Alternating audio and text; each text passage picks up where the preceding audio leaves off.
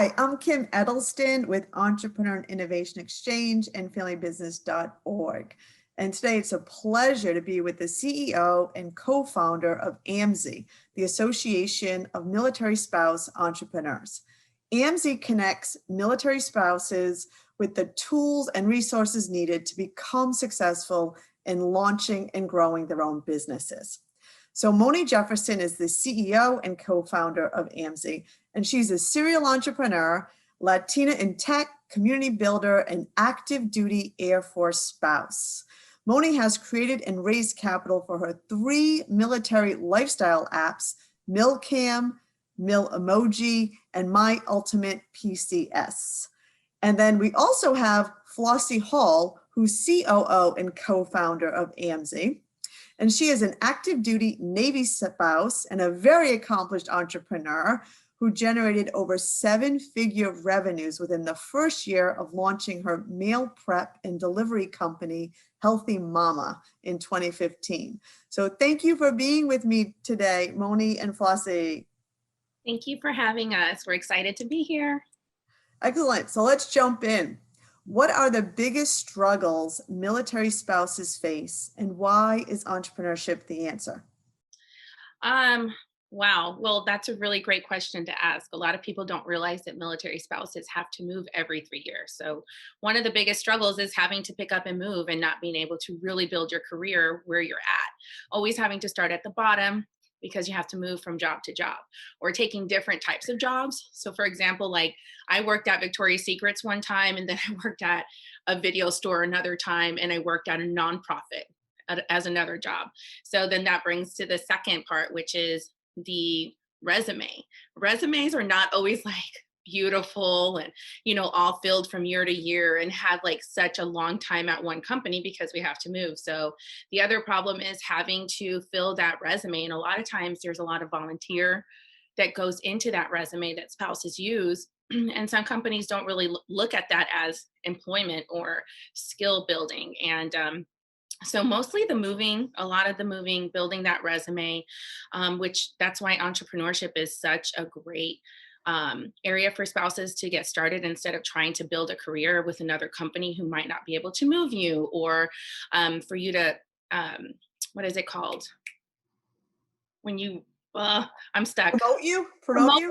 Yes, thank you. Or promote you because you're not at a place for a certain amount of time, or are in vacation, or in bonuses, even based on the work and efforts that you do. So entrepreneurship allows military spouses or even female entrepreneurs anywhere the option to set their own pay rates, to work wherever they want. So, some spouses are working in between deployments or PCSing, they're working in U-Haul trucks or at hotels or coffee shops where they can get, internet. And they're just making it work. So they can set their own pay, work from anywhere, work in the field of choice. A lot of spouses have degrees, but because of moving all the time, they can't practice in their field. So when you have your own business, you can create a business around your skill set, which is really great. Flossie, did you want to add anything, particularly on the struggles or barriers? Yeah, and I think just a lot of people don't know that military spouses are one of the highest unemployed demographics in the country because of those barriers, and that a lot of organizations weren't even talking about entrepreneurship and remote work and freelancing as an option. So now that spouses are realizing that entrepreneurship can be a path, we just need to not only say it is an option, but also show them how. So with so many entrepreneur organizations, why did you feel that you need to create one specifically for your community, military spouses? Well, military spouses, like Moni said, are a special demographic. So military spouses are turning to entrepreneurship out of a necessity. So they're not your traditional entrepreneurs. They're not going to a bank and taking out a loan and opening a brick and mortar. They're also generally not going a venture capital route. So they're not going to an accelerator or an incubator and raising VC funds and talking to angel investors. So they're typically making, they're starting PR companies, and they're social media managers, and they're health coaches and yoga teachers and They're doing these incredible businesses to replace an income due to lack of employment options, but they're turning to entrepreneurship to replace a career.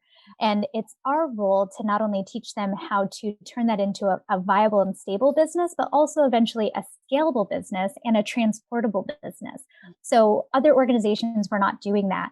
They were teaching traditional business models and they were teaching scalable business models in the venture capital world. We were like, we're kind of somewhere in the middle, but then we're also dealing with all these other factors like moving your business from state to state or country to country, plus managing your family on your own during a deployment or, a PCS, or all these extra stressors of how do I file state taxes when I live in California, but my home state is Michigan, but I'm getting ready to move to Germany. How do I file my LLC? And there's all these extra things that are going on. And we just felt like we needed something that was custom for our community, but also community support. So we felt like the needs of our community weren't being met by some of the resources out there. So we created an organization to address those needs. Excellent. So it sounds like right when these spouses are creating their businesses, already in mind, they have this idea that it's going to move with them. Hopefully, and that's the goal. Yeah, and they already know, because military, you move every 3 years, so you have to prepare. And what we're teaching them is that they can do it. So some spouses will come to us and say, well, I haven't started my LLC because I'm going to move again, or I'm just doing, like, you mentioned before, I just have this little side thing. It's not even anything. I'm just making bows for my daughter's cheerleading team. And with the tools that we give them, it can teach them how to actually create a viable business, to whether your goal is to pay for those cheer those cheer lessons, or to scale a business to a corporation. It just depends. So absolutely. So what other types of businesses that are typically started by the people in your community?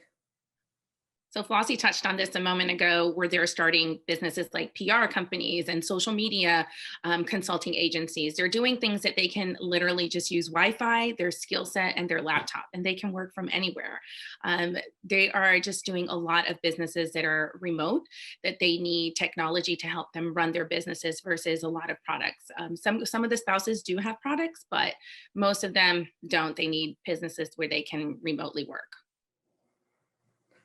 Do you want to give some shout outs, some examples of those that have been launched with your assistance, or maybe have grown? Yeah.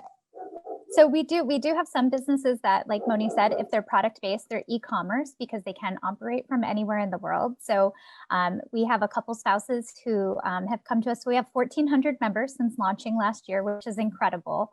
And we continue to grow every year. Our 1-year birthday is actually this week. So yay to us and happy birthday. It's Wednesday, November 19th. And we have Kelly Douglas, who started KDR Communications, which is a PR firm, and she worked in PR for a long time and struggled to find employment in her field. So she launched her own PR consultancy, which is incredible. So why struggle to have somebody employ you when you can't find a job over and over again, moving from place to place? So she started her own PR firm.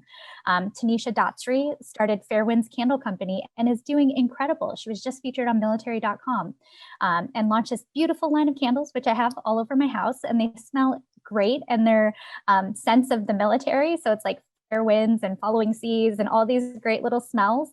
But she's incredible. Christina Etchberger started a lifestyle military blog called It's a Military Life, but she's been all over the media. And then we have Alicia Thompson, who started Thompson Create, which is a graphic design and social media company. And again, couldn't get a job, couldn't get hired with their skill set and what they were doing. And they started their own company. And these are just a few spouses within our organization that had these skills, had these degrees, and couldn't find employment, but turned to entrepreneurship instead. And these are ones that have just launched in the last few months, not, let alone the 1,400 other spouses that we have that came to us that were already running businesses and now are scaling or going or opening new doors because they thought, I'm just doing this as a side hustle. Or I had a spouse last week who said she wasn't even an entrepreneur. She's written 4 books. And she's like, I'm not an entrepreneur. And I was like, you wrote 4 books. What do you mean? Like, what are you doing? She's like, well, I don't have an LLC, so I'm not an entrepreneur. And within 5 minutes, she filed for an EIN number on, the IRS. And it just took a mind shift of saying, like, Mhm. I'm an entrepreneur. I was like, you're about to release your 5th book. Like, you are an entrepreneur. You're generating revenue. Like, what did you think you were doing? And it's just getting them to realize that they're doing so much more and they can do so much more. And these spouses are generating income for their family and economic stability, and they feel empowered and they're not beaten down by unemployment and lack of doing something that they love, because they're not forced to work at a coffee shop or a retail store or some admin job. It's the only thing that they could get for 15 bucks an hour because they're desperate for adult interaction and a job. They're actually working in their field and they're empowered and they're generating income and they love it. Like that's what we really care about. Those are the success stories that Moni and I love. Those are real success stories. Let me ask you, you mentioned several businesses on your website, or is there another military website? If someone wanted to support some of these businesses, they could go to. You mentioned military.com. Is there anything else or on your website? Yeah, so on our website, we actually released a Black military spouse owned business directory and a Latina X military spouse owned directory. You can head over there. And with the launch of our new site, you will be able to have access to hire spouses, work with them, connect with them through our new site that will be launching later this month. So Oh, we're really excited. It's congratulations. going to offer a new platform. Basically, it's like a LinkedIn for military spouses, but we're also saying it's like a Upwork meets Etsy plus education. So people will be able to come in and connect with the spouses and hire them as contractors or purchase their products right there online. So we're really excited about that. Oh, I think it's a wonderful way to, just another way people can support the military and Yeah. everything that they do. Yeah, because people are always asking how can I find these spouses? Where can I find them? How do I connect with them? Or they'll message us and say, hey, I'm looking for a social media manager. Do you know a military spouse? And we're like, yeah, we know a lot. We go right to our directory and, we'll refer a bunch of spouses and we're like, man, there's really something here. How can we create a place where people can just come in, go to the site and shop the military spouse marketplace? Like, it's genius. And it's ideal to hire spouses who are entrepreneurs. And before we close, just any general advice for anyone thinking about starting their own business or looking to grow their own business? I think that you can't be afraid to take the leap. I know that it's really scary. We're both seasoned entrepreneurs and we've started several businesses, but we all started at step one. You can't be afraid to take the step, and you are not going to have it all figured out. We all don't know what we're doing. We're just at different levels of not knowing what we're doing. You have to surround yourself with great people, find your community, and just do it. It's not always going to be perfect. You're not going to have all the things perfect. You just have to be afraid you can't be afraid to take the leap. I always say that, like, just do it. Build it and fly it on the way down. So if you're interested in building your own business, you're going to fail. You're going to fail a million ways from Tuesday, but learn from those failures and keep going. You're going to build the business of your dreams. And when you look back, you're going to cringe at those first social media posts. You're going to cringe at the first website. You're going to cringe at the first product. You're going to cringe at all those things, but you're going to look at how far you've come. And you're going to be like, I'm glad I did it. Because if you don't push yourself to take that first step, you're never going to keep going, but you're going to improve and you're going to get better. So don't be afraid to take the first step. And I would say, don't be afraid to ask for help. That's one of the biggest things when you're an entrepreneur or a small business owner. You have this idea that you're supposed to know everything as an entrepreneur, and that is far from the truth. You really need to surround yourself with strong, especially women. Women need to surround themselves with other strong women who are doing what they're doing or are on the same journey, or people or women who have already done that are doing exactly where you want to be in 5 or 10 years. And just having that strong community around you and supporting them as much as you want their support back. So don't be afraid to ask questions. You're not supposed to know everything. I look back, when you're talking about social media posts, I looked at like one of my my first live, and I was like cringing. I was like, that was awful. But why did I think it was okay? But I'm like, I'm leaving it there because now I can see how much better I've gotten. I can see, the change, and that just shows the progression. And I'm leaving it there because it will show people who are new and scared of doing video and showcasing their skill set and trying to connect with their audience that it's going to take time and it'll get better and better every time. So just don't be scared to reach out. Surround yourself with like-minded women, especially now during COVID. And if you're starting a business now or you're working from home now, it's important to really surround yourself daily, because they will lift you up. They will encourage you. They will be a resource. They will be a connection. They will be everything that you need. You ladies are so inspirational. Thank you so much. Again, it was Flossie Hall and Moni Jefferson with AMSE. And I'm Kim Eddleston with Entrepreneur Innovation Exchange and FamilyBusiness.org. Thank you so much.